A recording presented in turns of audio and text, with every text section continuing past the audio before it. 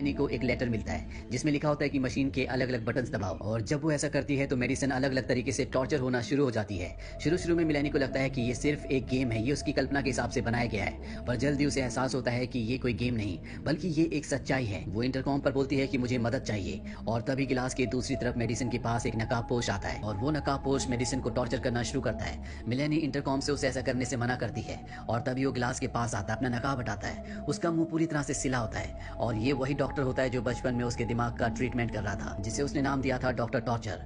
Doctor torture उसके मना करने पर भी नहीं रुकता। तभी मेलानी उसे कहती है कि तुम उसके पास जाओ और उसकी उंगली काटो, और जब डॉक्टर टॉर्चर उसके पास जाकर उसकी उंगली काटने लगता है तो वो उसे एक बटन दबाकर इलेक्ट्रिक शॉक देती है जिससे वो बेहोश हो जाता है। इसके बाद मेलानी शीशा तोड़ती है और अपने साथ मेडिसिन को उस जगह से लेकर निकल जाती है। वहीं दूसरी तरफ रॉर को दिखाया जाता है जो पैट्रिक को अपने साथ जंगल ले जाता है। वो उसे आर्मी की ड्रेस देता है क्योंकि उसकी कल्पना, उसकी फैंटेसी ये होती है कि वो एक सोल्जर बने। पैट्रिक उस सोल्जर की ड्रेस को पहन लेता है और तभी वहां पर कुछ सोल्जर्स आते हैं जो पैट्रिक को गिरफ्तार कर लेते हैं। वो पैट्रिक को अपने कमांडर, अपने लेफ्टिनेंट के पास ले जाते हैं। लेफ्टिनेंट जब पैट्रिक के डॉक्यूमेंट्स देखता है तो पूरी तरह से हैरान हो जाता है क्योंकि पैट्रिक के पिता का नाम वही होता है जो लेफ्टिनेंट का नाम है। लेफ्टिनेंट और पैट्रिक के बीच में बातचीत होती है जिससे इन दोनों को समझ में आ जाता है कि ये दोनों बाप बेटे हैं। पैट्रिक के पिता उससे पूछते हैं कि तुमने आखिरी बार मुझे कब देखा था। वो कहता है कि 27 साल पहले, जबकि पैट्रिक के पिता 11 महीने पहले ही घर से निकले होते हैं। दरअसल पैट्रिक अपनी कल्पनाओं में उस समय में चला गया है जब उसके पिता एक मिशन में गए थे जिसका नाम था वेनेजुएला। पैट्रिक अपने पिता को बताता है कि वेनेजुएला मिशन में आपकी मृत्यु हो गई थी। उसके पिता कहते हैं कि वो मिशन कल होने वाला है। और अगली सुबह पैट्रिक के पिता जब ये जान चुके हैं कि इस मिशन में उनकी मृत्यु होने वाली है, इसीलिए वो इस मिशन से वापस अपने घर जाना चाहते हैं, पर पैट्रिक उन्हें ऐसा करने से मना करता है। वो कहता है कि आप ग्रेनेड के ऊपर लेट गए थे ताकि आपके साथियों की जान बच जाए। अगर आप वापस चले गए, मिशन पर नहीं गए, तो आपके सभी साथी मर जाएंगे। आप अपने साथियों की जान बचाकर मेरे लिए और पूरी दुनिया के लिए हीरो बन गए थे। मैं नहीं चाहता कि दुनिया आपको कावर्ड कहे। हमें आपके साथियों के पास वापस चलना चाहिए। वहीं अब इस ग्रुप की 5वीं लड़की को दिखाया जाता है जिसका नाम मिस ऑल्सन है। रॉर्क उन्हें अपने पास बुलाता और उनसे उनकी फैंटेसी पूछता है। मिस ऑल्सन बताती है कि मेरा एक बॉयफ्रेंड था, उसने कुछ सालों पहले मुझसे शादी के लिए पूछा था, पर मैंने उस वक्त मना कर दिया क्योंकि मैं बहुत ज्यादा डिप्रेशन में थी। मैं हमेशा चाहती थी कि मेरी एक बेटी हो, मेरा अपना परिवार हो, लेकिन अब सब कुछ खराब हो गया। रॉर्क उसे एक कमरे में ले जाता है। ये वही पल होता है जब ऑल्सन के बॉयफ्रेंड ने उससे शादी के लिए पूछा था। यहाँ पर ऑल्सन का बॉयफ्रेंड होता है और वो उससे एक बार फिर से शादी के लिए पूछता है। ऑल्सन को कुछ भी समझ में नहीं आता। वो रॉर्क के पास जाती है और उससे पूछती है कि ये सब क्या है, ये सच नहीं हो सकता। रॉर्क कहता है कि ये है फैंटेसी आइलैंड, अगर तुम मानोगी तो सच होगा। इसके बाद वो अपने बॉयफ्रेंड के पास जाती है और वो उससे शादी के लिए पूछता है। इस बार ऑल्सन हाँ कह देती है। रात को वो अपने बॉयफ्रेंड के साथ सो जाती है। सुबह जब वो उठती है तो देखती है कि सब कुछ बदला हुआ है। वो रॉर्क के पास जाती है और कहती है कि ये सब एक सपना था। रॉर्क उसके मोबाइल में उसे उसकी बेटी की फोटो दिखाता है और यहाँ पर ऑल्सन की यादों में अब उसकी बेटी की भी यादें जुड़ना शुरू हो जाती है। ऑल्सन को कुछ भी समझ में नहीं आ रहा होता। रॉर्क उसे बताता है कि इस आइलैंड के बारे में मैंने सालों पहले सुना था।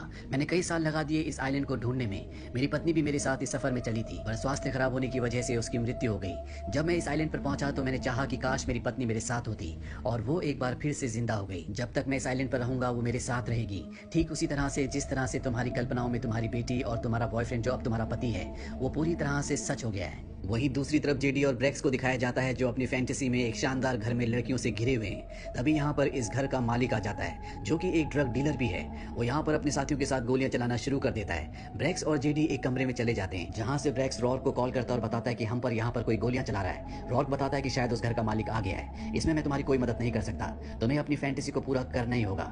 इसके बाद वो फोन काट देता है और अब इस घर का मालिक यानी कि ड्रग डीलर इन तक पहुंच जाता है। हालांकि अभी भी इन्हें ये मजाक लग रहा होता है, लेकिन जब ड्रग डीलर जेडी का हाथ काटने वाला होता है तो इन्हें समझ में आ जाता है कि ये कोई मजाक नहीं है। अब ये ड्रग डीलर से कहते हैं कि हमने अपनी फैंटेसी में ये सब कुछ कभी भी नहीं सोचा था। ड्रग डीलर कहता है कि शायद ये मेरी फैंटेसी है, बताओ मेरे पैसे कहाँ पर है। हालांकि इन्हें पैसों के बारे में कुछ नहीं पता होता, पर ब्रेक्स झूठ बोल देता है कि वो नीचे हैं। इसके बाद ब्रेक्स और ड्रग डीलर नीचे आते हैं जहाँ पर ब्रेक्स बड़ी चालाकी से इन्हें धोखा देकर एक कमरे में चला जाता है। वहां से वो ग्रेनेड लेता है और इन्हें धमकी देता है कि मेरे साथ ऊपर चलकर मेरे भाई को छोड़ दो, नहीं तो मैं ग्रेनेड ब्लास्ट कर दूंगा। अब जब ये ऊपर जा रहे होते हैं तभी यहाँ पर पैट्रिक, उसके पिता और उसके पिता के सोल्जर्स आ जाते हैं। पैट्रिक ब्रेक्स को देखकर हैरान हो जाता है। ब्रेक्स पैट्रिक से कहता है कि तुम मेरी फैंटेसी में क्या कर रहे हो।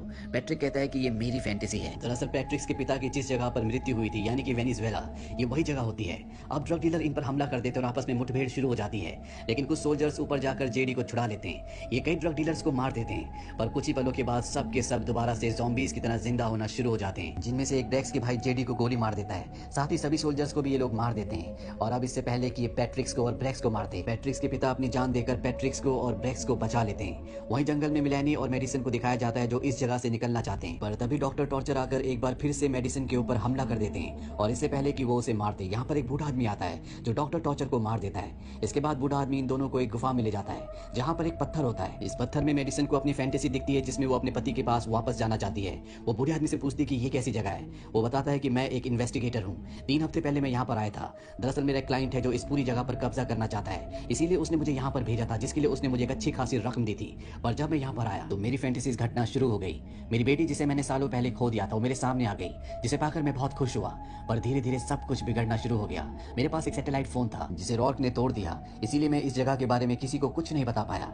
रॉर्क एक अच्छा इंसान नहीं है, कोई जिए या मरे उसे इस बात से कोई फर्क नहीं पड़ता, लेकिन मुझे पता है कि मुझे उसे कैसे कंट्रोल करना है। इस आइलैंड की सारी शक्ति इस पत्थर से आती है। इस पत्थर से पानी टकराकर काला हो जाता है और जो भी इस पानी को पीता है वो अपनी फैंटेसी की दुनिया में चला जाता है। यानी रॉर्क ने मिलेनी और उसके चारों साथियों को यही पानी पिलाया था। बूढ़ा आदमी मिलेनी को एक फोन नंबर देता है। वो कहता है तुम यहाँ पर एक गेस्ट हो, जब तुम होटल वापस जाओगी तो इस नंबर पर कॉल करना, 1 घंटे में यहाँ पर हेलीकॉप्टर आ जाएगा। इस पानी को तुम आइलैंड से बाहर ले जाना ताकि रॉर्क की सच्चाई दुनिया के सामने आ जाए। अभी सब के सब यहाँ से बाहर निकल जाते हैं और जब ये होटल की तरफ जा रहे होते हैं तभी डॉक्टर टॉर्चर जो अभी भी जिंदा होता है वो मेडिसन के ऊपर एक बार फिर से हमला कर देता है। बूढ़ा आदमी मेडिसन को बचाने के लिए डॉक्टर टॉर्चर को लेकर पहाड़ी से कूद जाता है, जिससे इन दोनों की मृत्यु हो जाती है। और अब यहाँ पर मिलेनी और मेडिसन अकेले बचे हुए हैं। तभी मिलेनी को याद आता है कि जहाँ पर मेडिसन को टॉर्चर किया जा रहा था वहाँ पर एक लाइन ऐसी थी जो मेडिसन के हस्बैंड के फोन से कनेक्टेड थी। ये उस जगह एक बार फिर से जाते हैं और मेडिसन के हस्बैंड को कॉल करते हैं और उसे उस पायलट का नंबर देते हैं जो बूढ़े आदमी ने इन दोनों को दिया था। मेडिसन अपने हस्बैंड से कहती है कि 1 घंटे में पायलट को कहना कि वो आइलैंड पहुंच जाए।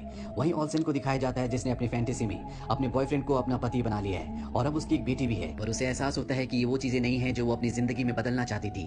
6 साल पहले उसके घर में आग लग गई थी, जिस वजह से उसके पड़ोस में रहने वाले निक नाम के लड़के की मृत्यु हो गई और वो चाहती है कि वो उस पल को बदल दे। इसीलिए वो रॉर्क के पास जाती है और उसे कहती है कि वो अपनी फैंटेसी बदलना चाहती है। हालांकि रॉर्क शुरू में मना कर देता है पर वो उसे कन्विंस्ड कर लेती है और जब वो दरवाजे से अंदर जाती है तो वो वापस अपने घर में उसी पल में पहुंच जाती है जब उसके घर में आग लगी थी। इस हादसे के वक्त यहाँ पर जेडी और उसका भाई ब्रेक्स भी थे, साथ ही इस वक्त पैट्रिक पुलिस वाला था, वो भी इसी जगह मौजूद होता है। ऑल्सन जब निक को बचाने के लिए जाती है तो धुएं से बेहोश हो जाती है। तभी यहाँ पर रॉर्क की असिस्टेंट जूलिया आती है और वो ऑल्सन को बचाकर बाहर ले जाती है। जूलिया ऑल्सन से पूछती है क्या तुमने निक को बचाया? वो कहती है कि नहीं, शायद ये किसी और की फैंटेसी है। और अब ये बाहर आ जाते हैं। यहाँ पर बाकी के बचे हुए भी लोग आ जाते हैं। ये सब यहाँ से भागना चाहते हैं लेकिन रॉर्क इन सब को पकड़ लेता है। पर अब ऑल्सन को सब कुछ समझ में आ चुका है। वो सबको बताती है कि ये हमारी फैंटेसी नहीं है बल्कि किसी और की फैंटेसी है। 6 साल पहले मैं एक बिल्डिंग में शिफ्ट हुई थी। चाय बनाते हुए मेरी गलती से बिल्डिंग में आग लग गई और वहाँ पर एक लड़के की मृत्यु हो गई जिसका नाम निक था। जब मैं फैंटेसी की दुनिया में एक बार फिर से वहाँ गई तो मैंने वहाँ पर जेडी और ब्रेक्स को देखा। ब्रेक्स बताता है कि निक हमारा रूममेट था। ऑल्सन बताती है कि उस घटना के वक्त वहाँ पर पैट्रिक पुलिस वाला था। हम सब उस घटना से जुड़े हुए हैं सिवाय एक के, और वो है मिलेनी। मिलेनी बताती है कि निक मेरा क्लासमेट था, वो मुझे पसंद करता था। उस रात उसने मुझे बाहर चलने के लिए कहा था लेकिन मुझे यकीन नहीं हुआ कि कोई मुझे पसंद कर सकता है, इसीलिए मैंने मना कर दिया। यानी ये सब के सब निक की मौत से जुड़े हुए हैं। यहाँ पर सबको समझ में आ जाता है कि रॉर्क और जूलिया निक के पेरेंट्स हैं और ये सब के सब अपनी नहीं बल्कि रॉर्क की कल्पना यानी कि उसकी फैंटेसी की दुनिया में है। ये रॉर्क को ये सब कुछ रोकने के लिए कहते हैं। रॉर्क कहता है कि ये तुम्हारी मौत से रुकेगा और तभी यहाँ पर हेलीकॉप्टर आ जाता है। ये सब के सब हेलीकॉप्टर की तरफ भागते हैं लेकिन रॉर्क का आदमी हेलीकॉप्टर को मिसाइल से उड़ा देता है। इसके बाद ये सब के सब उस गुफा में पहुंचते हैं जहाँ पर वो खास पत्थर है जिसके पानी से लोग अपनी फैंटेसी की दुनिया में पहुंच जाते हैं। यहाँ पर रॉर्क के लोग भी आ जाते हैं जो इन पर हमला कर देते हैं। जब पैट्रिक रॉर्क के आदमी को मार देता है तभी यहाँ पर मिलेनी आती है और वो पैट्रिक को चाकू मार देती है। इसके बाद सबको समझ में आ जाता है कि ये जिस इंसान की फैंटेसी की दुनिया में है वो रॉर्क नहीं बल्कि वो मिलेनी है। दरअसल मिलेनी रॉर्क के बेटे निक से प्यार करती थी और उसकी मौत की ये सभी वजह होते हैं, इसीलिए वो सबसे बदला ले रही होती है। मिलेनी कहती है कि अब तुम सबको मरने से कोई नहीं बचा सकता, इसे कोई बंद नहीं कर सकता, खुद रॉर्क भी नहीं। अगर ये पत्थर एक चिराग है तो रॉर्क उसका जिन है। हमारी फैंटेसी की वजह से उसकी ये दुनिया कायम है। अगर उसने इसे रोकने की कोशिश की तो ये दुनिया खत्म हो जाएगी और उसकी पत्नी जूलिया जो उसकी इसी फैंटेसी की दुनिया में है वो उसे हमेशा के लिए खो देगा। और जूलिया अपने पति रॉर्क को कहती है कि ये सब तुम्हारे मेहमान हैं, इन्हें अपनी दुनिया में वापस जाने दो। इसीलिए रॉर्क यहाँ पर मेडिसिन को कहता है कि इस आइलैंड का एक रूल है, हर कोई इंसान यहाँ पर एक बार अपनी फैंटेसी में जा सकता है। सब कभी न कभी कुछ न कुछ पलों के लिए अपनी फैंटेसी में गए थे, सिर्फ तुम्हें छोड़कर। मेडिसिन इसके बाद पानी पी लेती है जिसके बाद अब उसके पास मौका है कि वो यहाँ पर फैंटेसी वर्ल्ड बना सके, जिस वर्ल्ड में वो मिलेनी को कहती है कि तुम निक की दुनिया में उसके पास चले जाओ। और तभी पानी के अंदर से निक निकलता है और वो मिलेनी को पानी में खींच लेता है, जिसके बाद मिलेनी की यादों से बने हुए सिपाही यहाँ से गायब हो जाते हैं। पर अगले पल मिलेनी पानी से बाहर निकलती है और उसके पास जो ग्रेनेड होता है वो इस जगह पर फेंक देती है।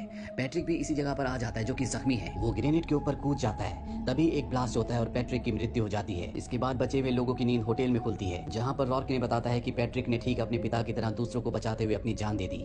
यहाँ पर 2 लोग मारे गए होते हैं, एक पैट्रिक और और दूसरा ब्रेक्स का भाई जेडी। रॉर्क ने यहाँ से जाने की इजाजत दे देता है। ब्रेक्स अपने भाई की मौत से उदास होता है। रॉर्क उसके पास आता और कहता है कि तुम अपने भाई की फैंटेसी में थे, तुम्हारे पास एक मौका है, तुम अपनी फैंटेसी मांग सकते हो। ब्रेक्स कहता है कि मुझे मेरा भाई वापस चाहिए। रॉर्क कहता है कि अगर तुमने अपने भाई को वापस बुलाया तो तुम्हें हमेशा इसी आइलैंड पर रहना होगा। ब्रेक्स मान जाता है और अगले पल वो देखता है कि उसका भाई जेडी भी प्लेन में बैठा हुआ है और वापस अपने घर जा रहा है। और अंत में इस फैंटेसी आइलैंड पर सिर्फ रॉर्क और